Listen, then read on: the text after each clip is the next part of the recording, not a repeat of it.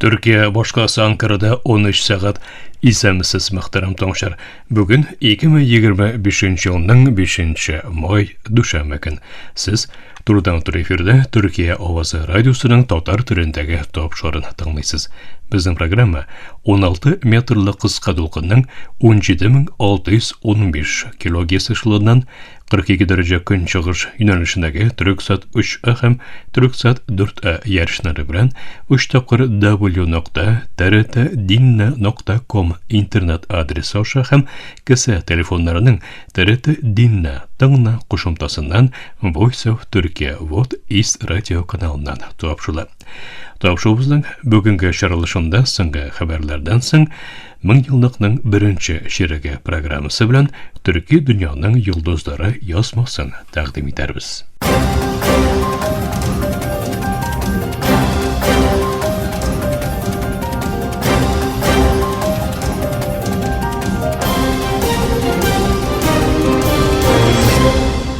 Türkiye Ovozi dolqinlarında so'nggi haberler. Boshda bir haberler qisqacha. BMO Gaza'nın selametlik saqlov sistemasining İsrail qamallışı hem bombalı astında tarmar etiluvini kesadi. Yemen Hussilari Tel Aviv aeroportidan gipersonik raketa hujumi bilan nishon etib oldi. Rumaniyada elboshi saylovining ikkinchi turi o'tkazilacak. AQSh elboshi Donald Trump chet el filmlarini 100% tomg'ahona solimin kirdi. Hozirda bular ham boshqa xabarlar turida to'liq ma'lumot. G'azoning salomatlik saqlov xizmatlari tarqaluv oldinda turadi. Bu turda Birleşmiş Milletler Tashkiloti Filistin qochoqlarına yordam ham mashg'ullik agentligi kesadi. Agentlik muhim meditsina ayblarining 1/3 bituin, qolgan 1/3 de bek tez orada yo'q bo'lacagini bildiradi. Buning javoblusi bo'larak Izrailning qamalashini ham ayovsiz bombalovini ko'rsatdi.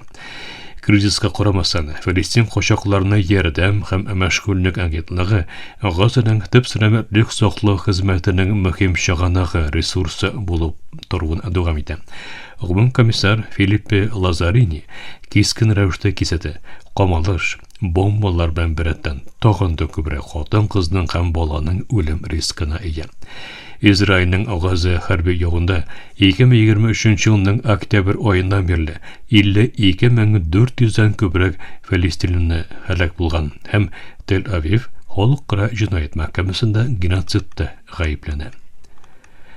Yemen Hussilari Tel Avivdagi Ben Gurion havo maydonidan nishon etib olgan gipersonik ballistik raketa irg'ituvlarini ham xalqaro havo yo'llarini aeroportning qo'rqinchsiz bo'lmavi masalasida kesatdi. Hussi so'shisi Yahya Sari bir raketaning damakni beruvin ham ikkinchisining de Ashkelonga kelib tushishini bildirdi. Izrail rasmiylari bir raketaning Terminal 3ning yonida kelib tushishi ham 6 kishining yaralanuvidan so'ng havo maydonidagi uchiishlarni to'xtatib turdi. İsrail bosh ministri Benjamin Netanyahu Hussilarga ham Ironni yoqlovchilarga javob berilajak deb so'z berdi. Bunga barabar AQSh harbiy uchiqishlari Yemendagi Hussi nig'matlarini havo hujumlarini uyushtirdi. Iran esa o'zi hujumga duchor bo'lgan chog'da qarshilik ko'rsatuv bilan yonadi.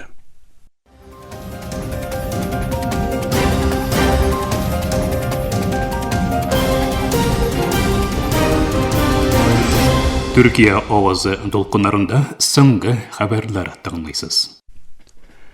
Rumaniya birinchi turda birgina nomzodni kerakli 50% plus bir ko'pchiligini ola olmagandan so'ng 18-mayda ikkinchi tur elboshi saylovini o'tkazajak. Ultra millatchi Georgiy Semyon Tovshaning 40,2%dan ko'proq olib oldi boradi. Ondan so'ng 20,8% tovush olgan Buxarest shahar hokimiyati boshlig'i Nikusor-dan ham yo'qincha 20% yarim tovush olgan Sotsial Demokrat partiyadan Krin Antonescu keladi. Rossiya yoqli nomzod Kalin Georgeskuning birinchi tur jenguvi Moskva yardım etuvchi kompaniya bilan baylanishli saylov manipulyatsiyasi orqasida 2024 елның ноябрь айында гамәлдән чыгарылды. Симеон яңа ярыштан чыгарылганнан соң Каркеевсконың урынын алу өчен пәйда булды. М-23 гызанчылары һәм берлектәшләре 7 гаскәри белән бергә 17 кеше үлгән берлешләрдән соң Көнчыгыш демократик Конго Җумһуриятендәге Лаки-Атвордың көнбатыш яр буендагы стратегик бер балыкчы касабасы булган Линия Сәнгенә кулга төшерде. Конго армиясе һөҗүмне ачык бер утны туктату бозуы буларак гаепләде. Гысянчылар дөнья Киевуда алга барган булса, Киншаса каршылык бирү белән кисәтә. Руанда, Доха һәм Вашингтонда дәвам итүче тынычлык җыелышлары вакытында М-23-не яклау юнәлешендәге яңа гаепләүләр белән дучар булган иде. Киgali нидә бер катнашу булуын кире кага. Илбашы Дональд Трамп Голливудның акыш фильм продюсерларының грантлар өчен башка илләргә юнәлүе белән җимерелүен алга сөреп, чит ил фильмнарына 100% тамгахана таможня салымын кертү планнарын игълан итте. Truth Social медиа платформасы аша уртаклашылган карар агрессив сәүдә сәясәтләренә карата тәнкыйтьләүләрдән соң кабул ителде. Фильм индустриясе өстендәге тулы вәкаләт әлегә билгесезлеген саклап калган булса, Трамп моның милли иминлек мәсьәләсе булуын белдерә. Шурада вакытта потенциал килешүләр булган булса, Кытай һәм башка илләр белән сәүдә килешүләре мәсьәләсендә исә сөйләшүләр дәвам итә. Бахтаран таңчасыз Төркия авазы документарында соңгы хәбәрләр тыңладыгыз.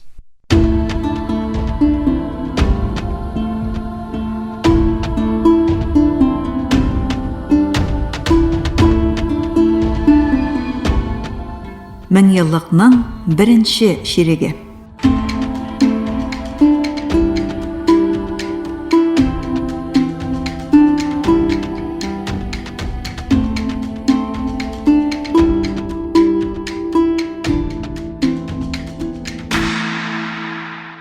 Яңа 1000 еллыкның беренче 25 елында булып узган мөһим вакыйгалар.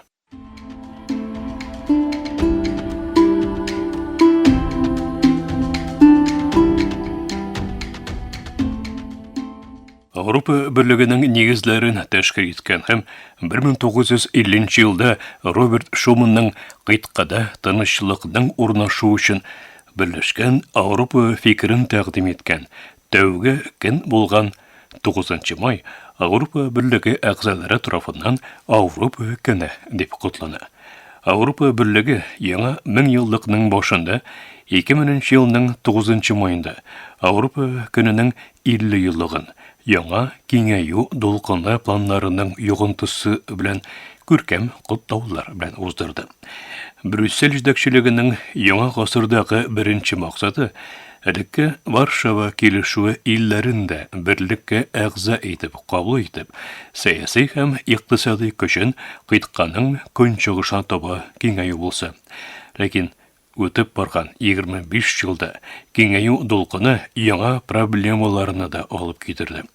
Англияның берлектән чыгуы, Украина-Русия сугышы, энергия кризисы, качакларның күбәюе сәбәп булган радикаль милләтчелек агымнары һәм хәзер инде Америка Кушма Штатлары илбашы Дональд Трампның тамгахана таможня тарифларына нигезләнгән икътисад сәясәтләре һәм НАТОга карата тәнкыйтьләүләре Авропа Берлеген Авропа көненең 75 еллыгында катлаулы имтиханнан уздыра.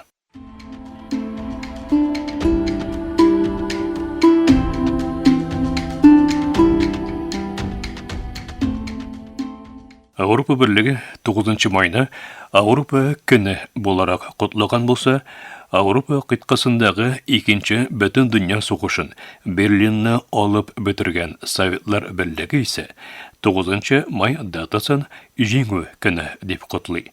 Адольф Гитлерның үз-үзенә кул салуыннан соң Германияны шартсыз рәвештә тәслим алган Советлар Берлегенең дәвамчысы булган Русия Җумһуриятенең 2005 жылның 9 май күнне оештырган җиңү көне котлауларында халыкара дәрәҗәдә катнашулар булды. Илбашы Путинның кунагы буларак Америка Кушма Штатлары президенты Джордж W. Буш, Кытай илбашы Ху Чинтау һәм Франция дәүләт башлыгы Жак Ширак белән бергә 21 дәүләт һәм хөкүмәт башлыгының Русиягә китүе Мәскәүдәге котлауларны лидерлар саммитына әйләндерде. Советлар Берлегенең икенче бөтен дөнья сугышындагы җиңүен котлау өчен Германия канцлеры Герхард Шройдерның да Мәскәүгә китүе исә илендәге чиктән тыш милләтчеләрнең кискен реакциясына сәбәп булды.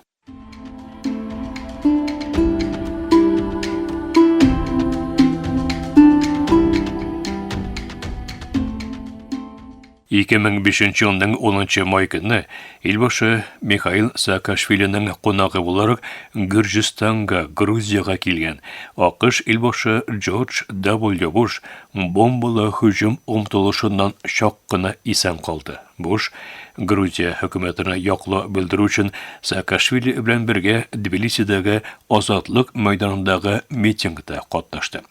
Илбашы Буш мөнбәргә чыккан чагында Владимир Арутуньян исемле һөҗүмче мөнбәргә таба граната ыргытты, ләкин бомба шартламады һәм һөҗүмче вакыйга урыннан качып китте.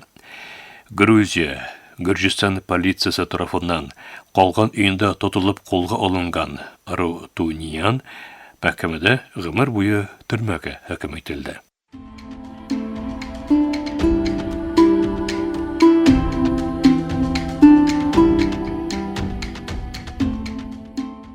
Беренче елның 6 май көне 1400 еллык ислам тарихында тәүге бер вакыйга булды. Ватикан дәүләт башлыгы сыйфаты белән Студияга рәсми сәфәр ясаган христиан католик дөньясының дини лидеры Папа II Жан Паул Димаштагы Әмәви мәчетенә барды. Мусульман җәмәгатенең сөю һәм шатлыгын җиткергән мизгелләре белән мәчетне караган Папа II Жан Паул Димашк стадионында оештырылган дини җыенда исә төбәктә тынычлыкның урнашуы өчен мусульманнарның, христианнарның һәм яһудларның бергә эшләүнең зарурлыгына басым ясады.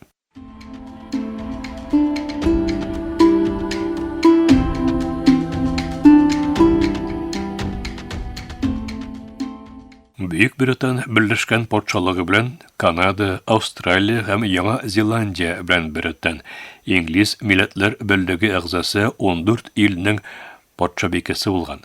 Икенче Елизаветның үлеменнән соң иң зур улы Галлер принцы Чарльз һәм хәләл җефете Камилла өчен 2023 елның 6 май көнне 203 илдән 2220дән күбрәк катнашучы урын алган Тош кию тантанасы үткәрелде. Патшабикә Елизаветның 70 ел 214 көн дәвам иткән патшалыгыннан соң тәхеткә утырган һәм 3-нче Чарльз исемен алган яңа патша Тош кигән чакта 75 яшендә иде.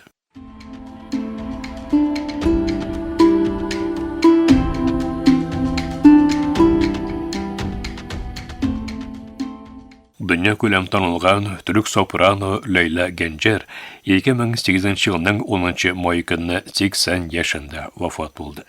Бик күп илдә Ла Дива Турка дип танылган Генджер 20 гасырның иң мөһим сопраноларыннан берсе буларак дан шөһрәт казанган иде.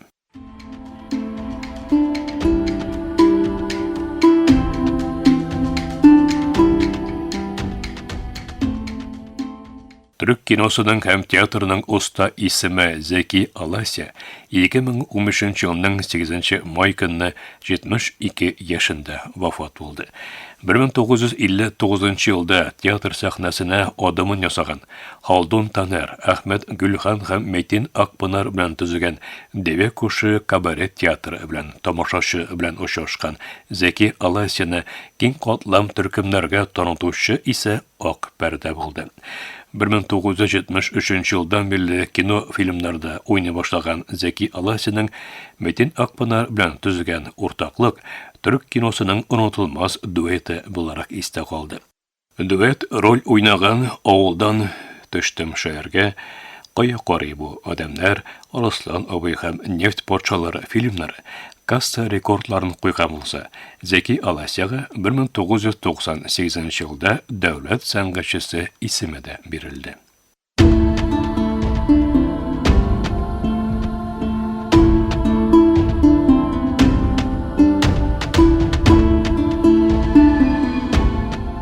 Мен еллыкның беренче ширеге.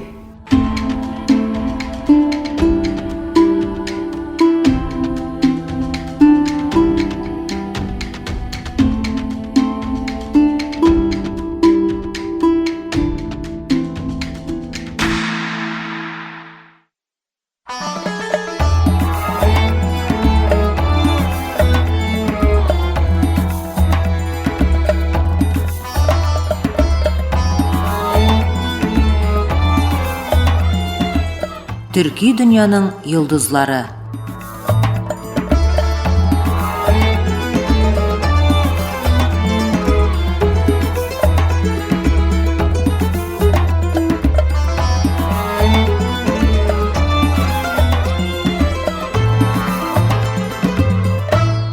Төрки дөньяның йылдызлары тапшыру тезмәбезнең бу бөлемендә сүз танылган суфи Табдук Әмрә турында барачак.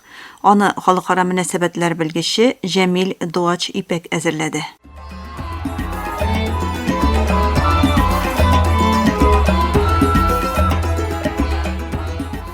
Табдук Әмрә 13-нче гасырда Анадолу җирләрендә җитешкән иң мөһим суфи юлбашчыларның берсе булып санала. Бигрәк тә төрек суфичылыгының иң югары дәрәҗәсендә торган Юнус Әмрәнең рухи юлбашчысы булуы аны төрки ислам суфилыгы тарихында мөһим урынга куя. Анадолуның үзәгендә Әнкарада яшәгән Табдук Әмрә ул чордагы ахи оешмасы эчендә ахиләрнең атасы буларак санала. Анадолу җирендә яшәгән күп кенә төрки дәрвиш кебек үк Табдук Әмрә дә халыкка рухи юл күрсәтеп, исламның мәхәббәт һәм түземлек яхшы мәгълүмә юлламасын тарата. Гомеренең зур өлешен уздырган һәм үзенең хәнәкәсен булдырган урын Әнкара тирәсендәге Наллыхан районына караган Әмрәм Солтан авылы була. Бу җирлектә Табдук Әмрә төзегән хәнәкә шул вакыттагы суфилар өчен яшәү урны, халык өчен исә рухи үзәк булып хезмәт итә. Табдук Әмрәне тарихыбызда бу кадәр мөһим кылган фактларның иң беренчесе бөек төрек суфие Юнус Әмрәнең мөршиде булуы. Юнус Әмрә яшьлек елларында гыйльми һәм рухи эзләнеш эшендә булганда Табдук Әмрәнең хәнәкәсенә килә. Күп еллар буе аның хезмәтендә була. Юнус Әмрә Табдук Әмрәнең хәнәкәсенә утын ташып хезмәт итә һәм шунда суфичылык юлына кирип китә. Риваяткә караганда, ул еллар буе таудан утын ташыганда бер генә ши яки кәкре бутак алып килми.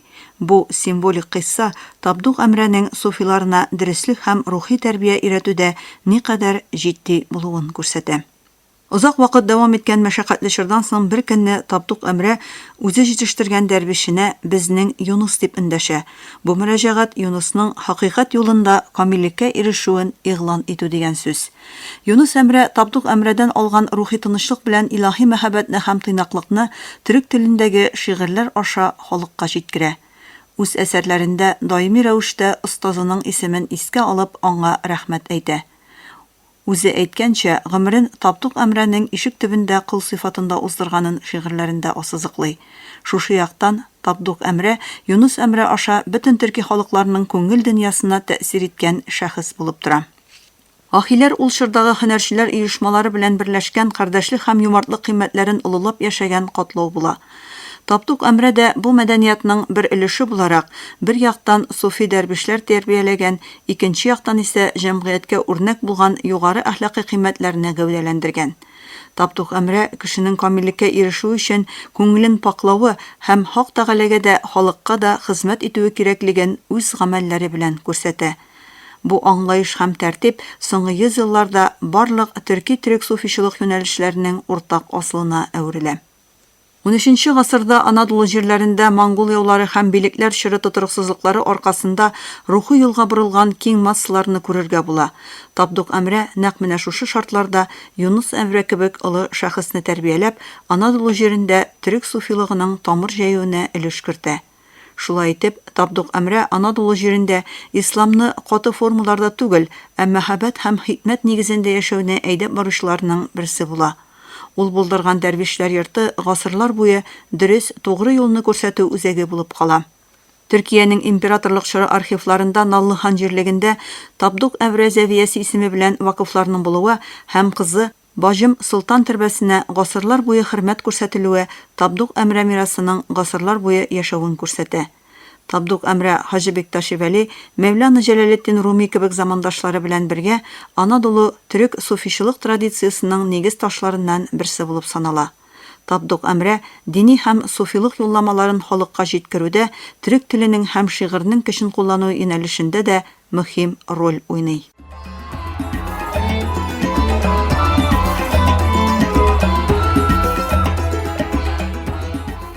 Табдук әмрә Анадолу җирләрендә төрекчә сөйләшүче кешеләргә суфичылыкны сөйдергән һәм яшәткән иң мөһим суфиларның берсе. Юнус әмрәгә юлбашчы булып, юл күрсәтеп, аның шәхесендә төрек ирфан традициясының иң якты йолдызларыннан берсен балкыта. Бүгенге көндә Юнус әмрәнең шигырьләре гасырлар аркылы күңелләргә тәэсир итә икән, бу мөршиде Табдук әмрәнең сабырлык белән биргән тәрбиясе һәм илаһи мәхәббәтнең нәтиҗәсе. Табдук әмрәнең әһәмияте тарихи шәхес булуы белән генә түгел, ә бүгенге көндә дә академик тикшеренүләрдә киң урын алуы белән дә бәйле. Заманча тикшеренүләр гасырлар элек яшәгән бу ирәннең тәэсиренең һаман да дәвам итүен күрсәтә. Төрек ислам суфичылык традициясендә калдырган тәэсире үзе тәрбияләгән Юнус әмрәнең әсәрләрендә һәм төрек кешесенең вөҗданында яшәвен дәвам итә. Шушы яктан караганда Табдук әмрә төрек мәдәният тарихында һәр вакыт ихтирам белән телгә алынырга тиеш булган юл күрсәтүче һәм нигез салучы суфи шәхес булып тора.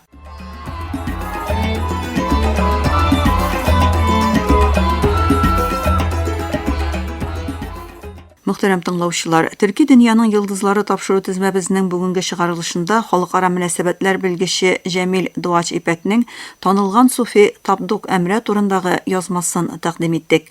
Киләсе тапшыруда күрешкәнгә кадәр исән, имин булыгыз.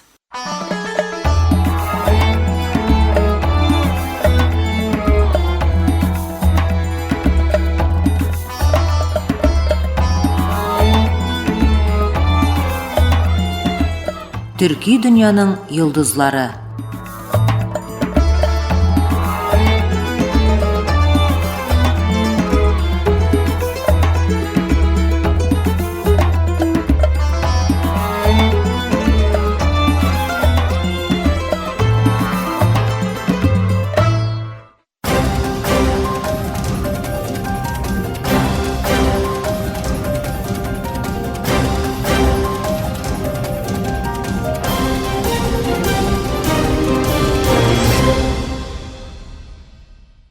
Мөхтәрәм тыңлаучылар, Төркия авазы радиосының татар телендәге тапшырулары шушының белән ахырына якынлашты. Тапшырыбызны Ярчан интернет һәм кесә телефоннарының ТРТ Диннә кушымтасы аша тыңлыйларсыз.